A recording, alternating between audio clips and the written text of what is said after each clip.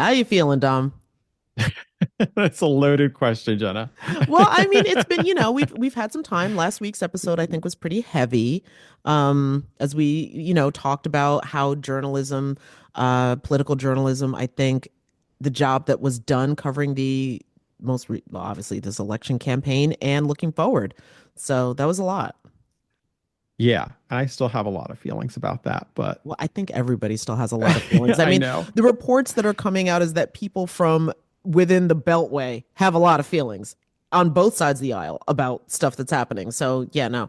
I think being a journalist in 2025 is going to be a very, very precarious, unfortunately, but I, very interesting. I hope success for so many people, but I fear a lot of precariousness.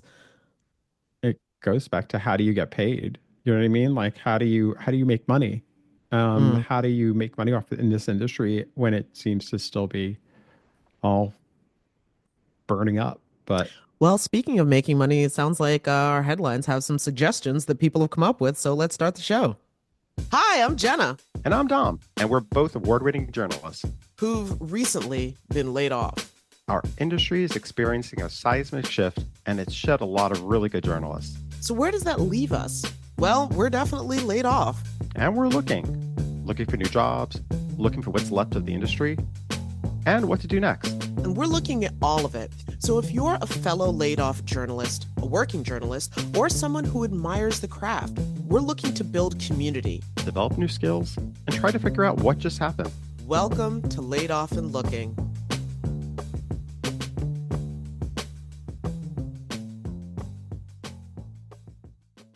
so, Jenna, let's start off with Yeah. our first headline this week, and that's about the shakeup at the LA Times.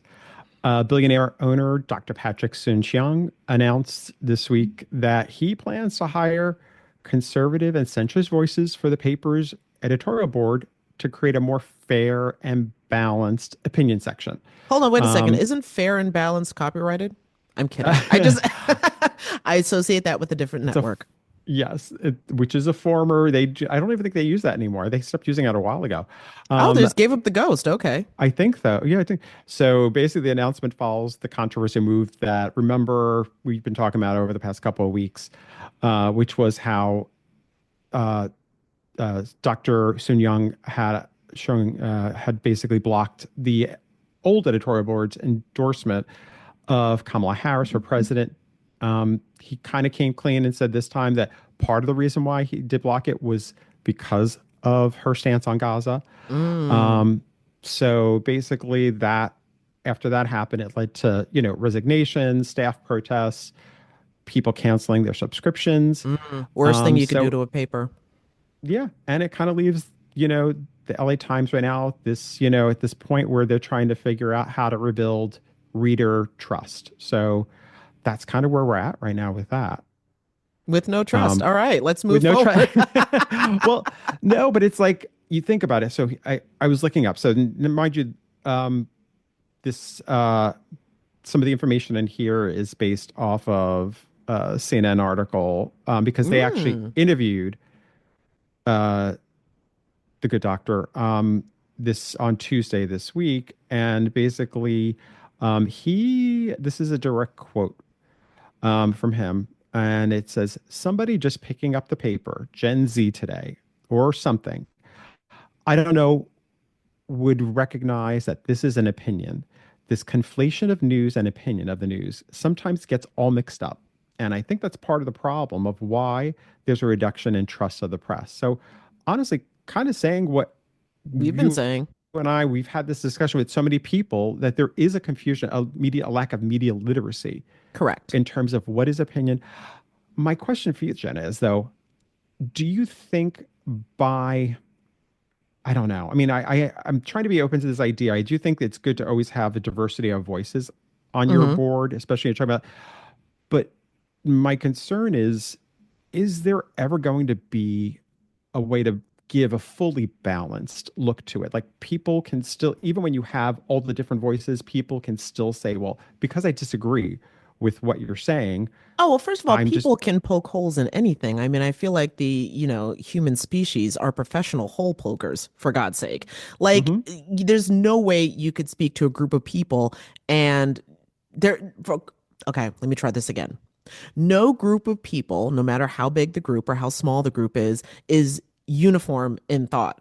Everybody's got diversity of thought. People break down along different lines, and the more diverse the group is, the more diversity in thought you're going to get. So no, you're never going to be able to please everybody. But I think that I do agree with, the lack of media literacy is changing the trust in institutions. I mean, that and a few other issues. But yes. no, that I agree with him on that one. That's a very real issue and a real problem. But I do sometimes wonder, well, hearing this, it's like, will it change if you're even super transparent? Like I saw here another comment that he made is, I think endorsements should be based on factual analysis and really transparent exposure, or the basis of the endorsement rather than basically what I said before, groupthink. So I, Wait a I second. guess, Most of the endorsements I've read, the whole endorsement is the basis of the endorsement. Like it's a whole explanation for why we're endorsing this person. I guess that's what I'm going with. It's like, it starts to, my concern is where That's literally what facts it is, sir. start facts start becoming when you don't agree with the fact that Yeah, is a fact, that all of a sudden you start to question and say, the well, I validity don't of the believe you fact. then. Yeah. Well, you don't believe it then. It's like if you don't vote the way I vote, or if you don't endorse the person I endorse, therefore I will not agree with you. So then it becomes, all right, then don't do endorsements. Which is a conversation to be had, as we've said before. But I know, but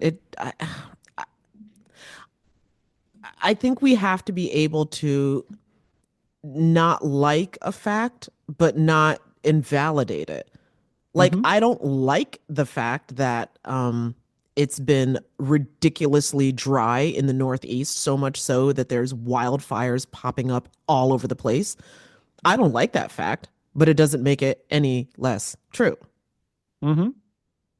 Agree. I just I'm very curious what this means. I think obviously having diverse voices is important, but I don't know if that's really what's going to solve that situation. I don't know if anybody knows at this point what will No, solve the trust issue with media. no, Uh, but okay. still. Yeah, well, it's kind of interesting that you said that the article that you were basing this information on was from CNN. Because I heard that CNN and Reuters were considering Legit. a little paywall, maybe a little pay us if you want to see our stories, which is kind of ironic because didn't CNN have a big drop in ratings? I don't know, maybe people don't want to watch the stories, but they might still want to read the stories online. Well, But if stuff they're is behind a paywall, they are the most popular site website in the US with 441 million unique views, and that was in August of oh, 2024. So okay. they are the yeah, So people they're just don't want to I, watch them anymore. They still want to read them. well, people might not want to watch the content on, on broadcast or on Yeah. cable, so but they're willing to read the articles and go online and watch. I don't know what their content's like on Or watch YouTube or on their videos. Yeah. videos. Yeah, I don't know what it's like on their website, unique views on their website, but they certainly, they've been doing this for so long. But yeah, it's I'm really curious, to see how this works out for them.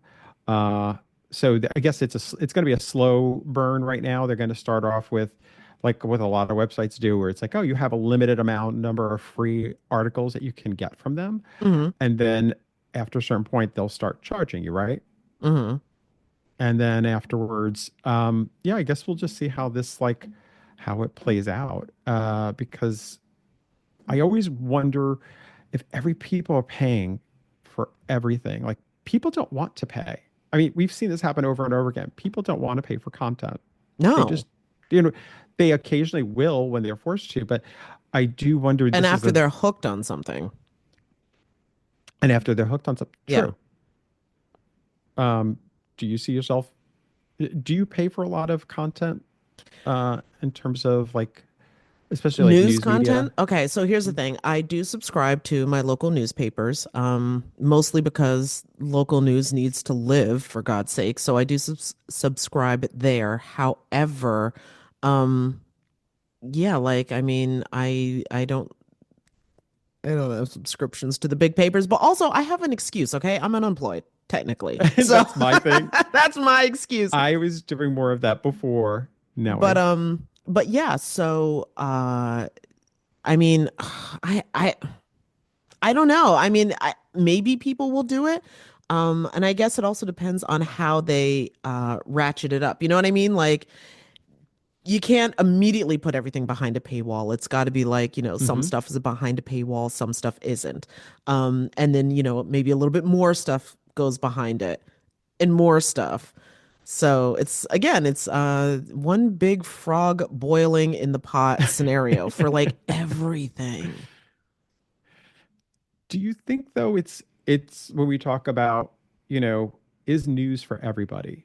Like Mm, once you start charging, hmm does it become problematic then all of a sudden news is only for people who are willing to like those It people who have make a certain de-democratizes it. Is that a word? De-democratize? Because that's basically what let's say happens. this. Let's just say yes, We'll it say it does. is, yeah. It is, yeah. But no, it seriously, it de-democratizes the news and allows for, because again, people who can't afford to, or for whatever reason, aren't paying for uh Hmm. to get past the paywall, Hmm. they're still going to get information to the questions that they ask, but they're going to get it from somebody else who's giving it away for free. Hmm. And do we know if those are good actors, bad actors? Again, in my opinion, I don't think there's ever been a time in the history of ever where there's been a vacuum of any kind, either power or thought, and something that wasn't nefarious didn't slither into that. So I honestly, I do not know what that means for the health of the information ecosystem. I know there's like I totally get that, you know, having a certain amount of free news content out there is, and you know, you are still giving some of it. Yeah, it's still out there for people to, I guess, read it. And but at the same point, when you talk about that, that's the whole thing for me is the fact that if somebody is, you know, doesn't have the whatever $10 a month, five, $4, five, you and I know I think CNN's charging $4 a month, and I believe Reuters is charging $1 a week. You know, somebody could look and say, well, come on, that's so yeah, that might That's not be a lot $52 a cheap. year. And for people who are at a time when, you know, it's difficult for people to pay their own, you know, just paying your bills. Yeah, no. Yes. You know what I mean? Like, I think that's the concern. And I get that, you know, they have to look at ways of making money themselves. I just wonder where that leads us. You know, I have no idea. You know what I mean? It's I'm just like, wondering also what's the driver behind this because we all know at this point that there's a lot of people who do news content who rely on being able to have access to those articles for their news content. Like the person sitting there in the green screen of the article in the background, et cetera. Like that's common at this point. I wonder if it's just a reaction to that because those creators then are able to build a platform and then, of course, sure. monetize off of another organization and, more importantly, another reporter's work.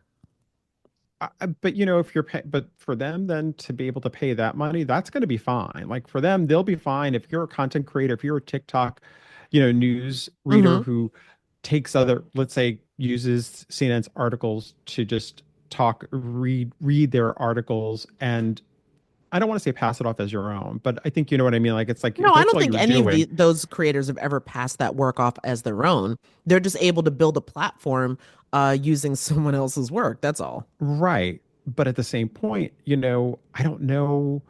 They're going to be still, I guess, you know, CNN can look at it and be like, well, at least if people are using it, we're going to be charging that. I mean, at least you're paying for it. But I go back to the everyday person who's not doing that, who Yeah. is hungry for news.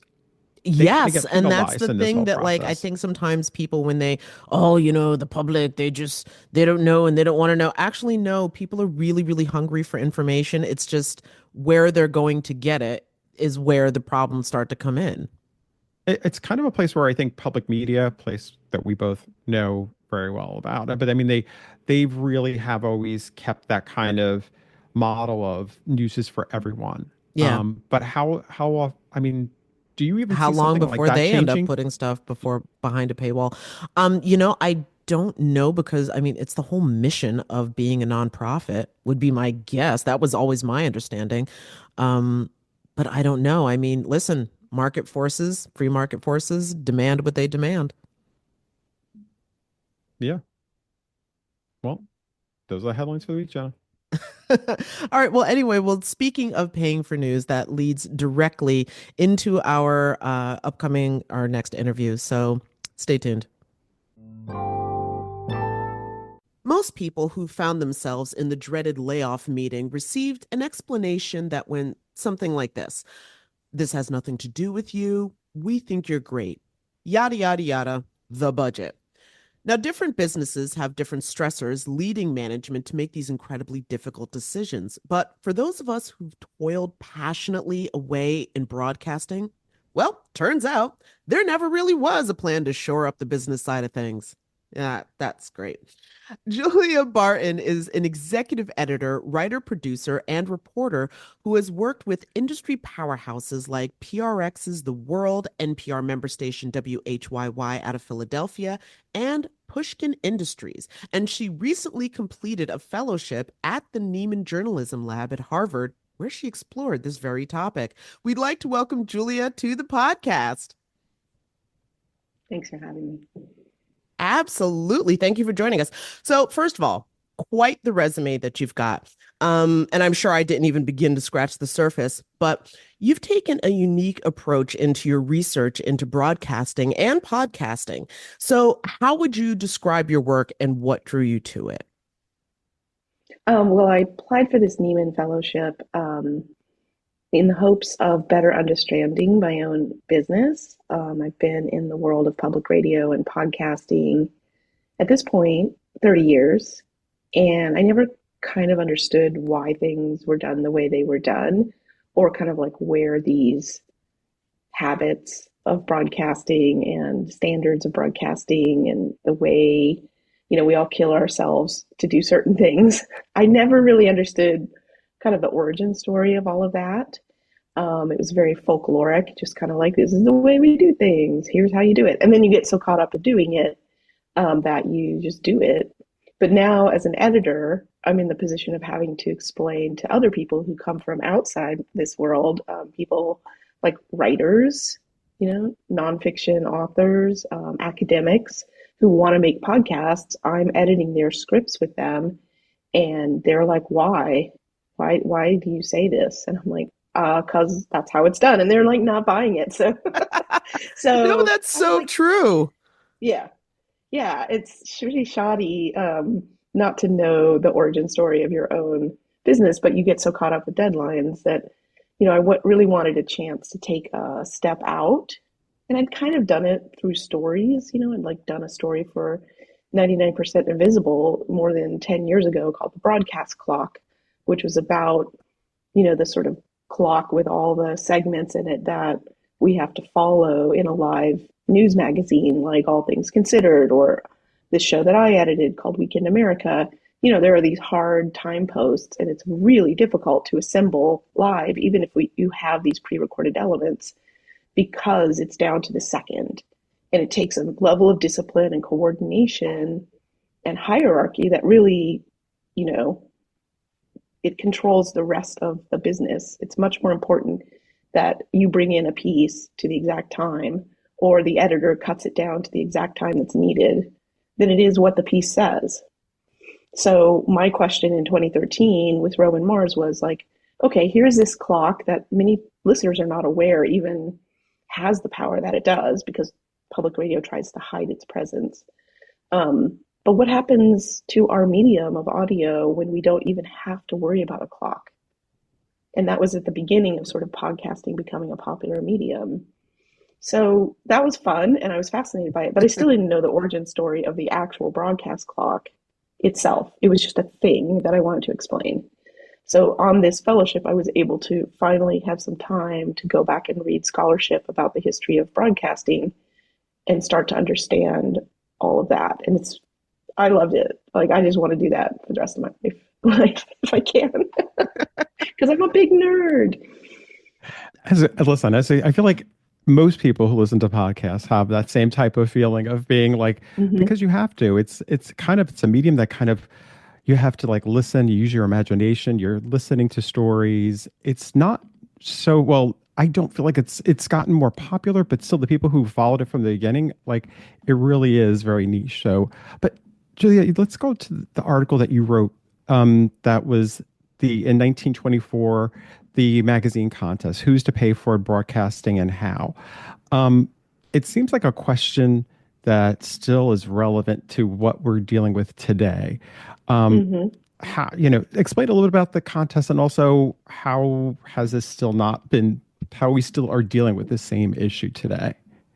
Yeah, so that was a piece of something that I would run across stuff in reading these books about the early days of radio, and I'd be like, wait, that is still a problem. It's actually more of a problem now with podcasting. Certain patterns were repeating themselves, and it was much more evident given the business cycle of the last decade or so with podcasting, the commercial podcasting, especially that I've been a part of. And so that was just one piece of it, but because there was like 100-year anniversary, it was like a good hook. So I pitched it to one of the publications of the Nieman Foundation where I was doing my fellowship, Nieman Lab, because they have readership in in the journalism world, and I was like, isn't it ironic that there was this contest 100 years ago? And they were like, yeah, that's weird. So the contest itself was part of this wider conversation that was going on in the very earliest days of radio in the United States. So radio had been basically a military and a nautical technology up to that point. It was the most exciting opportunity in that scientific realm of radio waves was to send Morse code via radio waves between ships or between ships and the shore, because more and more people were taking boats around the world, and shipping stuff around the world. And once you were on a boat, you were basically cut off from the rest of society, for however long it took you to get to your destination. So, there were ways that, you can read Moby Dick and read about like all the signals between ships and things like that, but they had to just sort of happen upon each other, and see each other.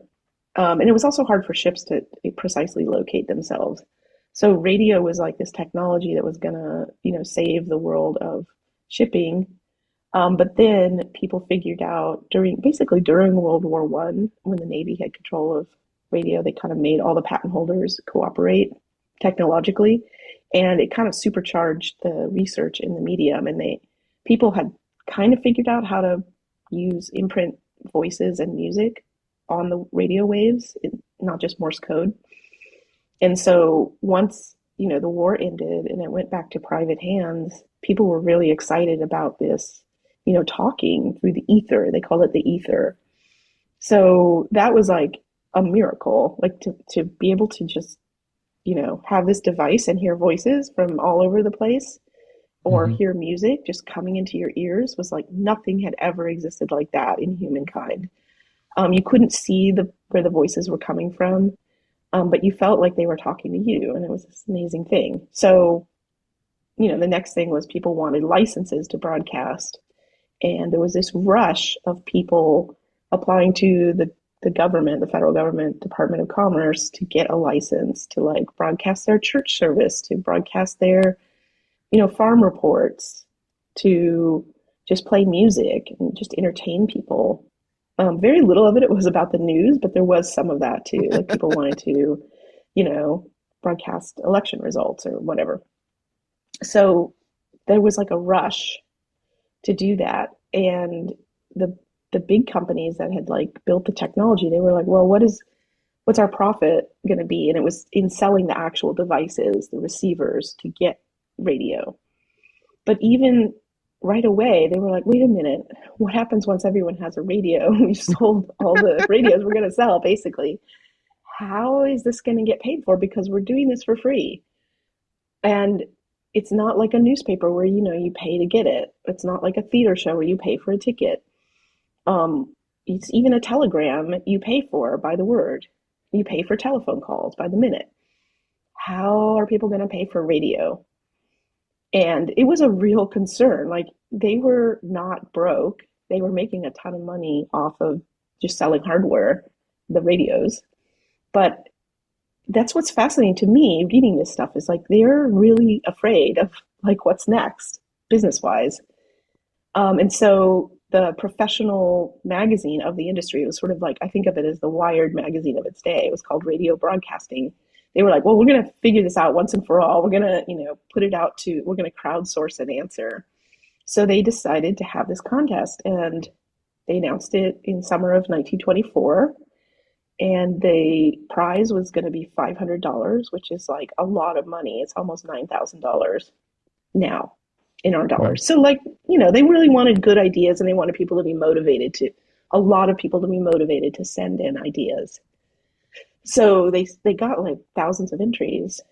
And, this whole contest was mentioned in books I was reading, written about broadcasting history, but I could go back and actually find the original, issues of Radio Broadcast magazine, which, by the way, is mostly advertisements for gear. It's the same as like reading a computer magazine from, the 1990s. It's hilarious. It's all about the latest gear, which now looks like really antiquated. So I'm sure people will say that about our iPhones at one point. Yeah, I know. They're like, what is this ridiculous? Like, why are people so caught up in these gigantic iPhones? Anyway, so long story short, they got a bunch of entries. They picked a winner. And then what to me was fascinating and also tragic is the winning idea was pretty good. It was to tax at just like a single tax on each vacuum tube in your radio receiver. So that was a cutting edge technology at the time.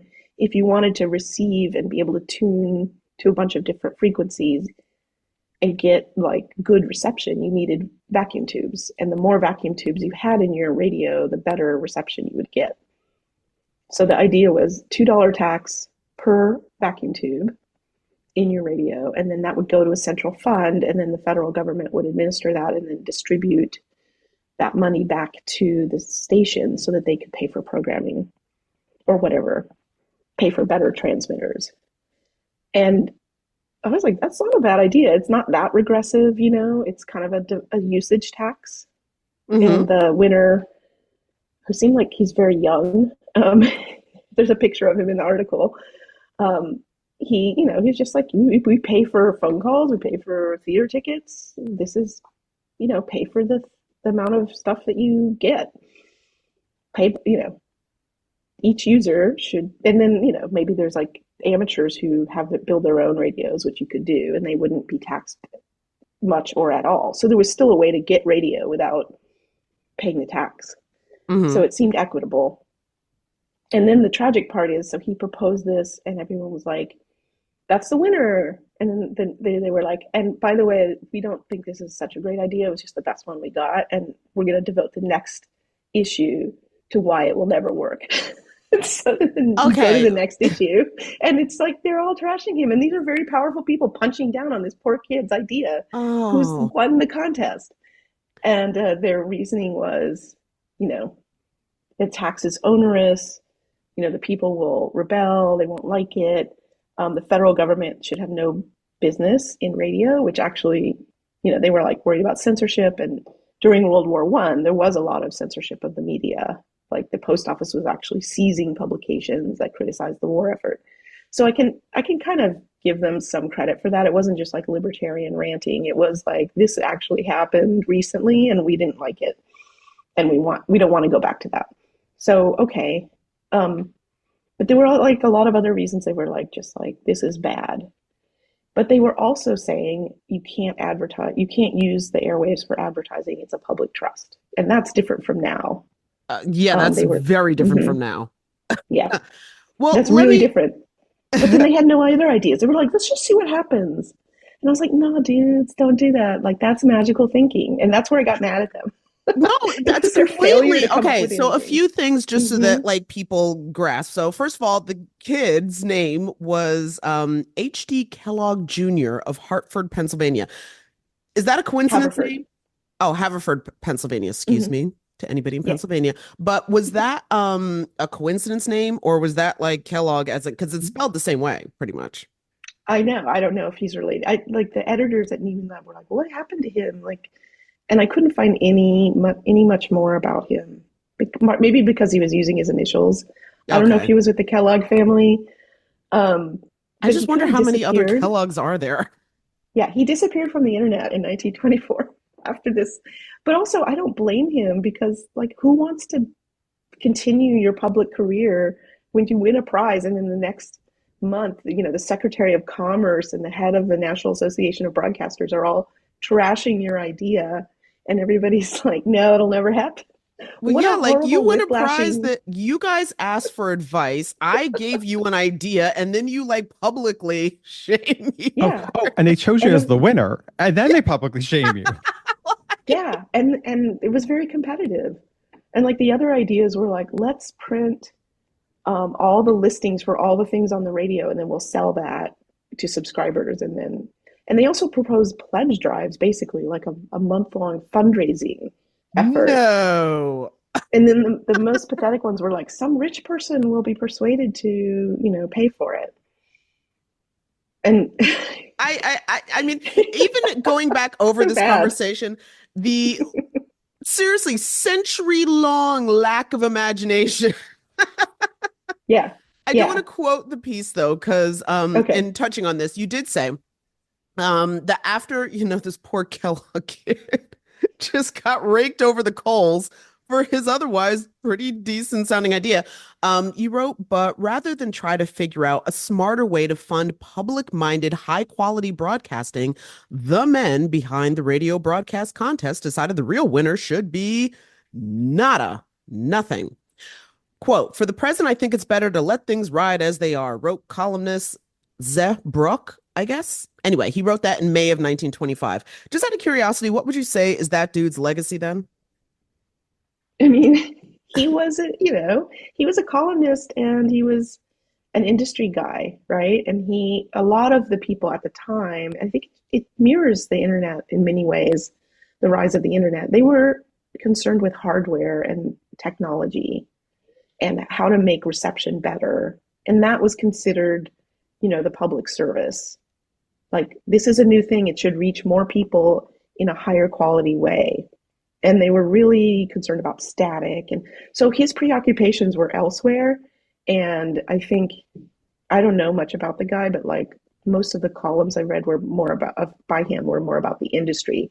So this was a failure of imagination on his part and many other people's part. I mean, I have to give them credit for at least Oh my trying to God. hold a conversation. But clearly, like, nobody really wanted to fix the problem because there were other models, which would come up constantly in these conversations. In Great Britain, the post office controlled radio at first, and then they imposed a device tax. So every time you had and it's still like a massive controversy that they're trying to phase out the device tax now in Great Britain finally. But the more radios you had and televisions, the more you were supposed to pay into this central slush fund, and that created the BBC and funded the BBC. And there just wasn't a lot of competition, but state broadcasters in Europe as well had this model. And in the United States, people were like, we don't do state broadcasting, but you can't have advertising. That was what they used to say. And you can't, like, I don't know. It just didn't make any sense. And they were just like, it'll be fine. Oh my Um, God. It's yeah. so triggering. So seeing that pattern 100 years ago, I was like, oh, that explains so much. Okay, now I get it. But Julia, So I just wanted to share that with but Julia, the that's the thing people. that's so amazing. It's that you see how little has actually changed. Where, Yep. you see an industry where people say, "Well, wait a minute, like we're in trouble. Something's going on. How are we going to solve this?" And let's throw out ideas. Let's try to, and then you throw out the ideas, you get them, and you look. Well, let's just take a second and think for a minute here. Is this really hmm what we want to do? And I mean, listen, I could say for myself, being parts of, of places where that, you see where people are looking for something innovative. What are we going and then all of a sudden, there's almost like a hesitation of, are we going to change to, what is this really going to do? And I understand, hmm the thing is, I think once we see an industry like what we're all in right now, where it seems, and it's all of media, um, hmm I guess just seeing the repetitiveness of it all, like what what is it that we can look at looking forward? What lessons can we learn that happened from this situation? Um, what are things that if we were to look at today, listen, everyone, Hmm. what's something that we should be learning from from this time period and taking forward, and maybe things that we should be changing of how we look at this? Yeah, I mean, that's a big question. And like a lot of people are jumping in now in terms of, the death of local media, the struggles of public broadcasting in the United States, which by the way was not part of the conversation, although people were trying to build public media from the beginning. But it didn't really happen until the 60s. I think it's just sort of like there's no one miracle cure. And it's also just being more wary about the instability in general of the whole system. So, yes, you can have, more entry points if you have an unstable system, right? Like people can jump in and try things, but how long will those efforts last realistically, given the overall instability of the situation?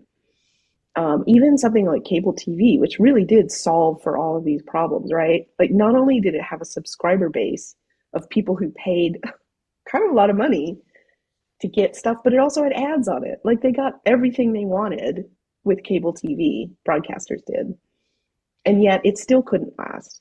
So, people are cutting the cord, cable is dying, blah, blah, blah. So I just think like the romantic nature of Americans thinking innovation is the answer. It's like, I guess, but if you're working in the industry, maybe if you're an investor, but if you're working in the industry and you're trying to have a stable career, it's maybe not the place to go for stability. I It's don't funny know. because I don't know what the answers are, but I do think it has to get really bad in America for people to change the calculus. And I know some people, Ralph Nader's trying, like people, foundations are trying. At least people are recognizing the problem, and it's all intertwined. Like all of these problems that were radio's problems 100 years ago are now all of media's problems, because basically with the internet, media adopted the give it away for free model pretty much wholeheartedly, and now that's all of our problems. And now people are realizing like that doesn't work. So maybe it's good that it got so bad and so hmm widespread. hmm It'll be good for maybe like grandchildren of ours, but not for us Well, right I, now. I even look at streaming models. That became the Mm-hmm. thing. When that became the answer, it was like Netflix and no commercials, and you have all this control. And then all of a sudden, I remember when Netflix was like, we're never going to do ad-supported, content. And of course, now there's ad-supported content because they sort of, everybody, that's the thing. It's like people push off, and it just seems like this whole free thing, it's so difficult to get past for listeners, viewers, to get past the Mm-hmm. notion of having to really pay for content. Especially, I think it's one thing when you talk about, especially talk about journalism or you're talking about Yeah. podcasting, it's so easy to just think I want it for free. Mm-hmm. Yeah, and that's the thing. And so that's why other countries chose other models where they just tax it at the device level, right? Yeah. And even like there was a little line item in cable bills to pay for public, access TV, but that had to be legislated. Mm. So it's hairy. But I do think, I mean, in terms of people in the business, there's some consolation in knowing that this is not your fault, that this world is unstable. And you can kind of go in with your eyes open, like, oh, I'm joining an unstable business because I am passionate about communication.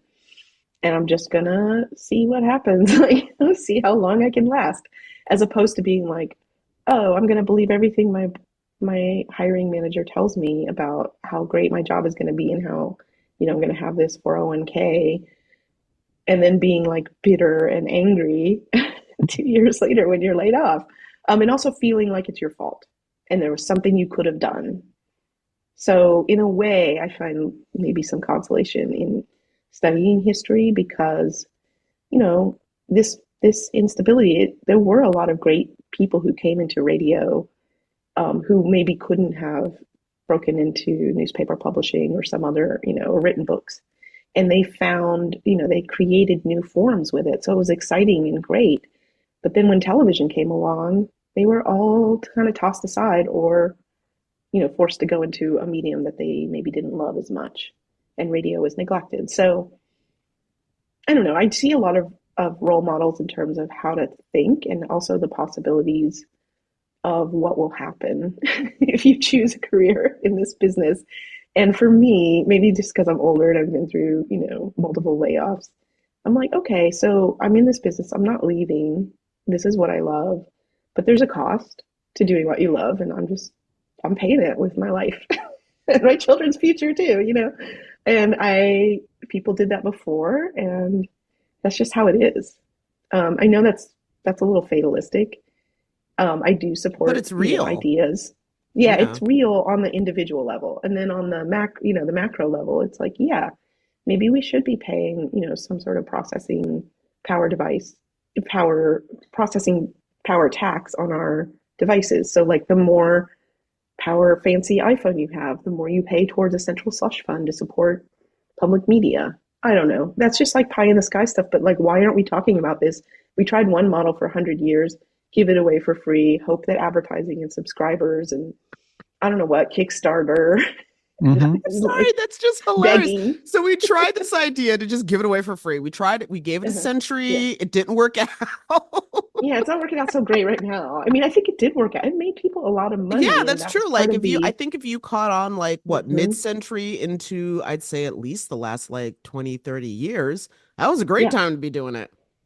it was good times for the networks. Yeah. I think the local stations were always struggling. Public media has always been struggling. Kind of, I think that's built into the system. Like we don't want it to be too effective, sadly. But yeah, for networks and especially cable TV providers getting money from like all angles. Yeah, it worked out. It's unstable.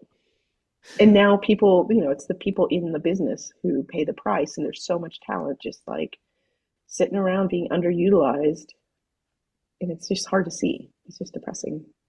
Well, I wouldn't say that your suggestions are completely like pie in the sky or out there because actually last season, we spoke with Professor Victor Picard, who's a Mm-hmm. media and Okay, so you're familiar with him. He Yeah, he's came onto great. my radar, yeah, because of his. I believe he said that journalism and capitalism was always a match made in hell, and I initially was just like, oh, I have to talk to that dude. But then Yeah. after that, when we were speaking with him he actually had this quote. I'm going to insert the quote, but what he said was any kind of systemic fix to this problem is going to involve massive public subsidies. We just have to make sure it's from the ground up. He's talking about the government making subsidies into broadcasting. Anyway, so he admits that his ideas can come across as radical or utopian, but I'm hearing more and more people start to say, like, actually, no, we do have to think outside what has been the traditional box, and maybe this is Mm-hmm. something that could work.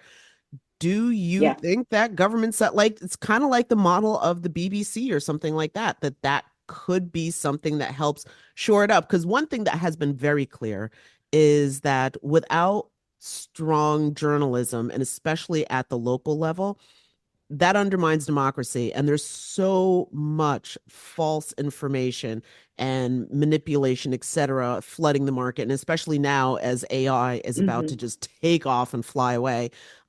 Maybe somebody should grab that kite string before it completely takes off. Yeah, yeah. I mean, and it's also the sad thing is like all the stuff that's not being reported on the local levels, right? And then you see a disaster like some of the people running for public office, like kind of belatedly, or they're in public office, and then finally, someone in the national press pays attention to them because they're in the swing state, or they're Or from particularly Long saying Island. insane things.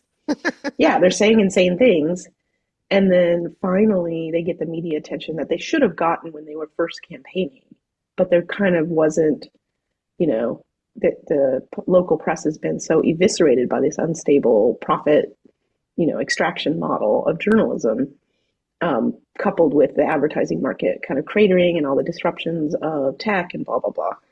And so the consequences are severe, and it's more than just mis and disinformation, which we can kind of identify. It's lack of information.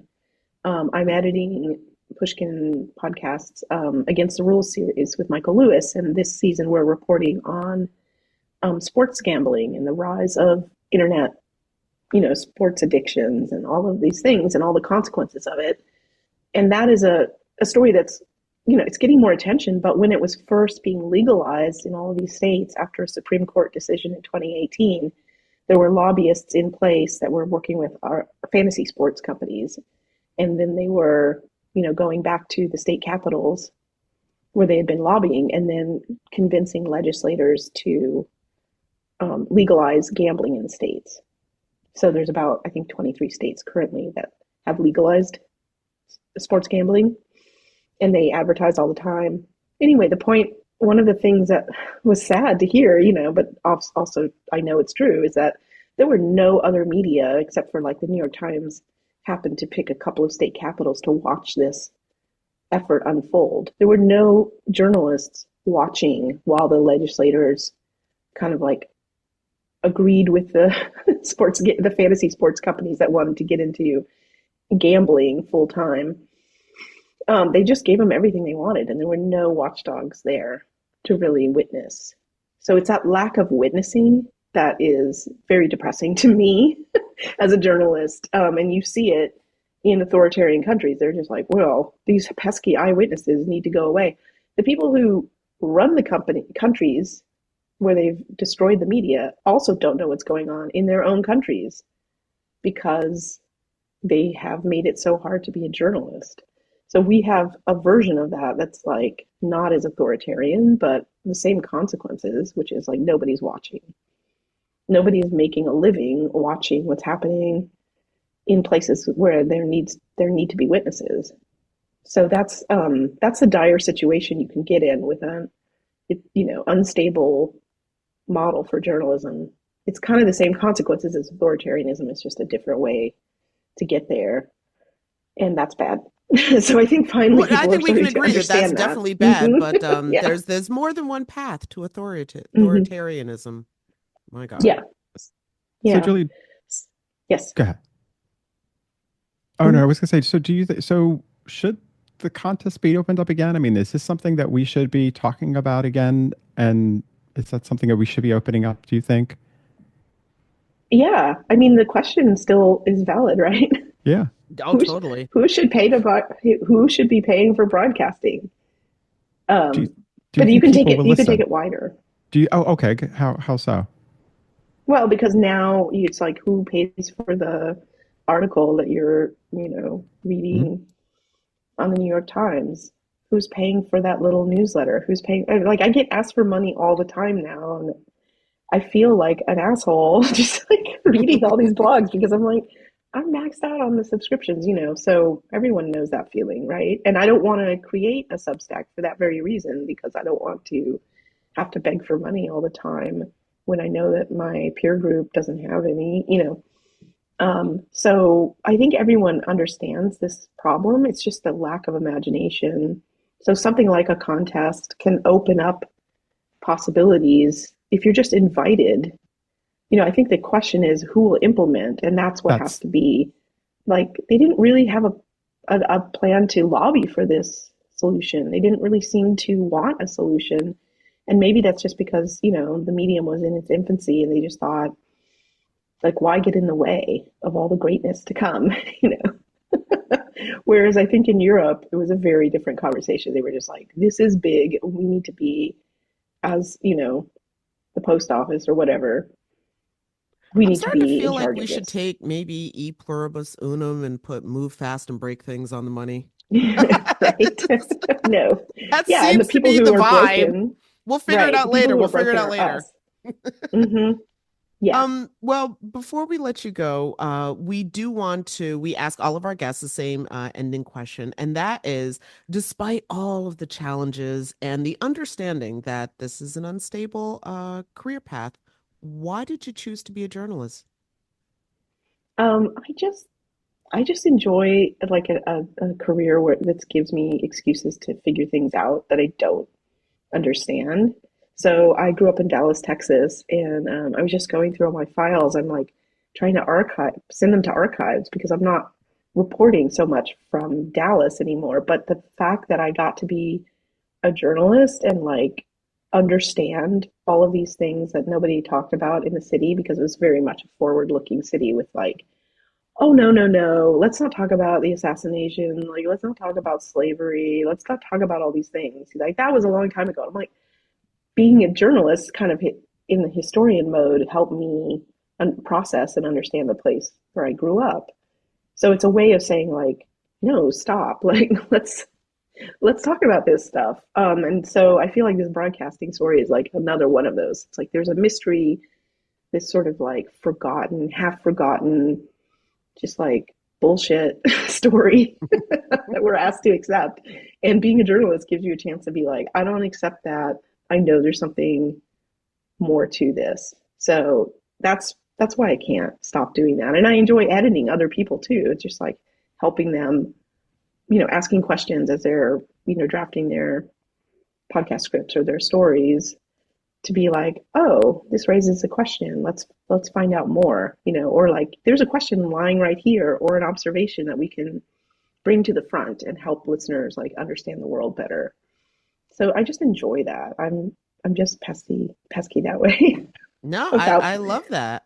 the I love facts in the that. past. And like, I don't like things that just sit there and everybody's like, that's just how it's done. It's like, well, maybe, but maybe there's a reason why it's done that way. And maybe that reason is also not a good one. So, like, let's find out. Cool. Well, Julia, we want to thank you so much. This has been a great conversation and very Oh, thanks for illuminating, having me. sobering as some of them are. But again, this has been like, it's not a new problem. I think, and sometimes in some of the stuff that, I've read, it frames the crisis that media finds itself in as something that's sort of new. And actually, no, this had been brewing for a century. So that's fun. Anyway, Julia, I look forward to reading more of your work. So thank you Oh, for thank joining you. us. Laid Off and Looking is an independent podcast conceived of and created by Jenna Flanagan and Dominic Camia. Music provided by Jay Cowett, research by Lori Ruthenbucker. Reach out to us anytime at laidofandlookingpod@gmail.com. New episodes drop every Friday at noon.